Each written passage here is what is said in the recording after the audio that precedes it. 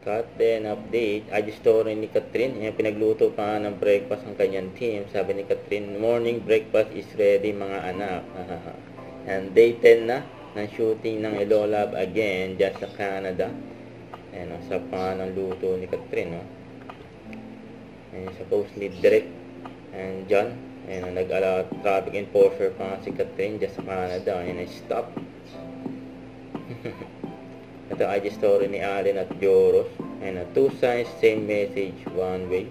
Ayan, naglaba day ni Joros at nakatag pa nga sila Allen Richard at Catherine Bernardo. Mukhang kasama ni Joros.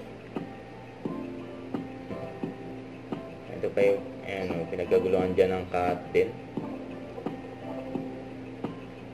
Ganyan ka-accommodating ang cut din. Ito yung paghahanda ni Alden sa Sparkle World Tour niya. Malapit na yan. Pinasilip na yung kanyang rehearsal.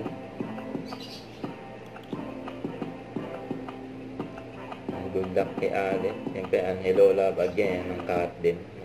Huwag kalimutan mag-subscribe, click ang notification bell for more update. Ito po ang Charlie Action Vlog. Bye guys, thank you for watching.